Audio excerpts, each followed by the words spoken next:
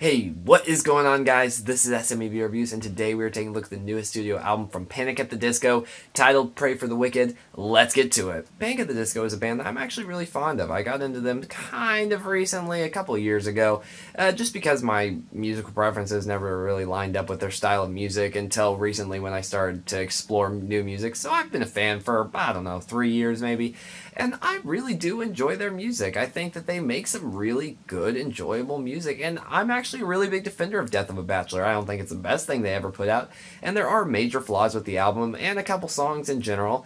But hey, as a whole, I think it's not terrible. It's not the worst thing they could have produced, and I honestly really do like it.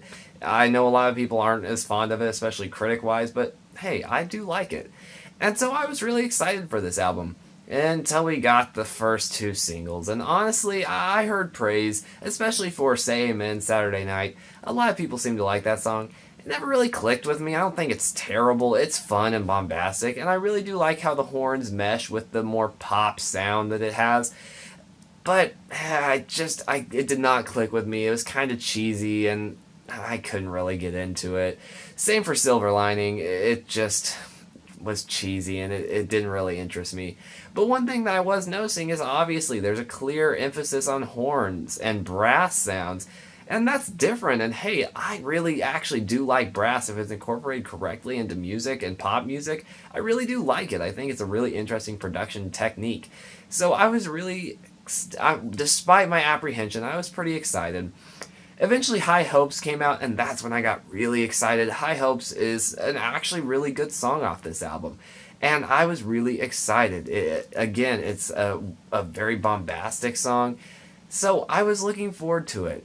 Now, what did we get with the full album? Honestly, it's pretty throwaway. I hate to say that. I do really like this band, and Brendan Urie, despite some problems with some of his vocal styles, it's undeniable that he's an incredible vocalist, and he's got such a persona and such a charisma about him that he sells anything he's singing, and I really do appreciate that, and I think he's incredible in his own right. That being said, the music doesn't support him, nor do the lyrics or production. Honestly, the production is typically way overcrowded. Horns and brass really is something that can overcrowd production easily. And unfortunately, this whole album falls into that trap, which it does try to combine kind of hip-hop and pop sounds with that 20s brass sound, that big band sound, and it's weird. I'm not going to lie, and I think I like it as a concept. Honestly, sometimes at its high moments it works, but most of the time it just doesn't. Again, I talked about production often feels overcrowded and cheap at that. If it's not overcrowded, it just sounds cheap. So, again, there's just another detractor.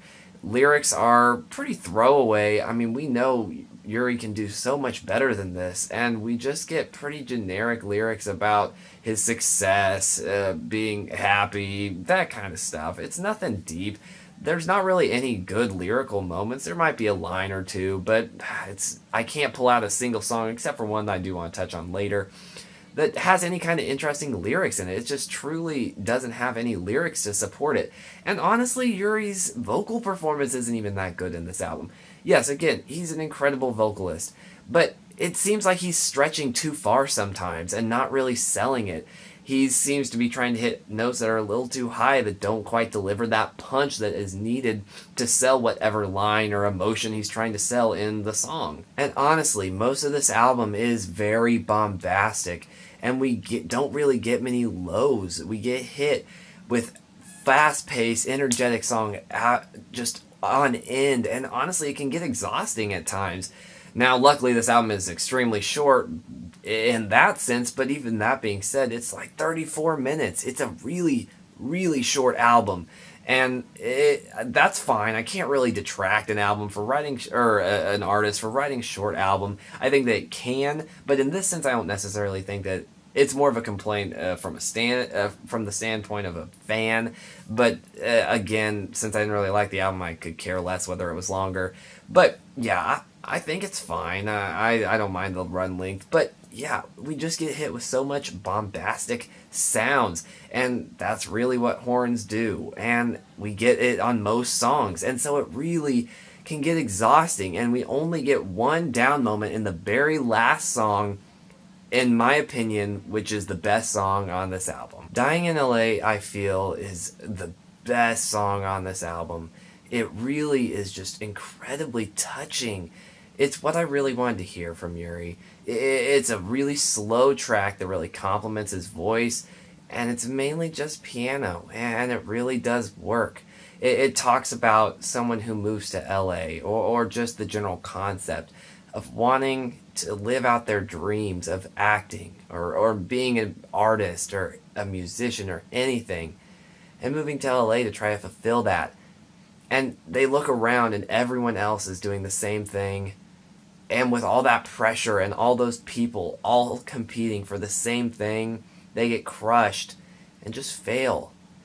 And it's absolutely devastating just to hear, and it really is beautiful. Yuri's vocal performance is incredible. The production is perfect because it's so uncluttered, and really, I was so worried that after the first chorus we'd get some like skittering drum beat, and I was really worried, and it wasn't. It sticks purely with this piano production, and it's beautiful, and I love it, and it swells, and it really works, and it's what I wanted to hear from Yuri. Honestly, it's like the This Is Gospel piano cover version, whatever I'm looking for. That alternate version that was just him and a piano. It was beautiful, and I prefer that version to the original song, in my opinion. And this song really sounds similar just because of the style, but it really works. I don't at all think it's copying. I just think that it really works, and one of my favorite songs from Panic at the Disco is the piano alternate version of This Is Gospel. And this song is now one of my favorite Panic at the Disco songs. I really do like this, and it's not one I hear a lot of people talking about. And I don't know how, because it really is incredible.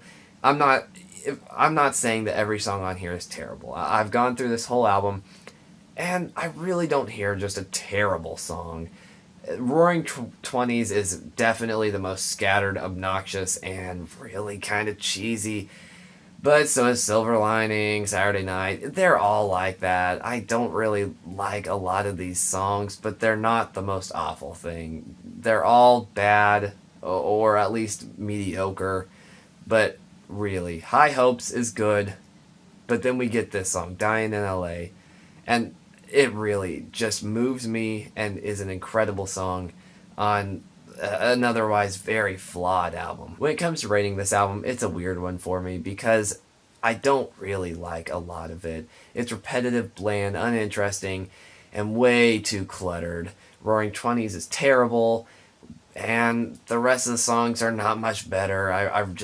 There's a couple songs that maybe are mediocre at best, but I really can't get behind such cheap and way too cram-packed production with no lyrics to support it, and even Brendan Urie's voice can't save this album. But unfortunately, there are two pieces of gold with High Hopes and definitely Dying in LA. So I hate to give this a negative review because one of my favorite songs of the year is probably on this album. In my year-end list, I wouldn't be surprised if Dying in LA is on the top 10.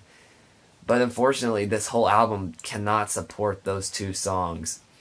So I'm going to have to give this album an unfortunate 4 out of 10. I hate that this album was so bad because, like I said, Panic at the Disco, while losing a lot of band members along their time, so mainly it's Brendan Urie, it is good. They have a lot of talent. Brendan is an incredible vocalist, and we know that there's better that he can do.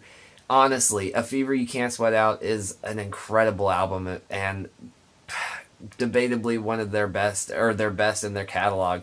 I love that album, but I hate that this album is so terrible, and I hate that it has to be so negative, but there's nothing else that it could be. It's genuinely not very good, except for, like I said, a good song, and then obviously Dying in LA. So, what did you guys think of this album? Please let me know down below. Is there anything I can do to improve the quality of my videos? Anything you'd like me to do that maybe I haven't thought about?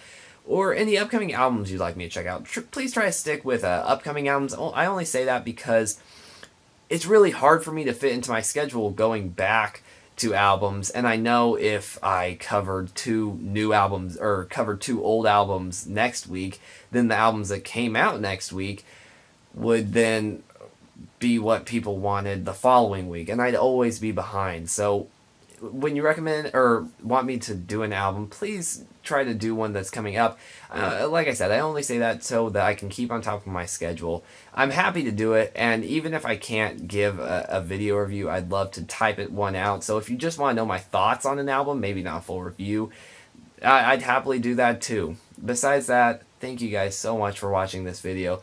It really does mean a lot, and I'll see you guys later.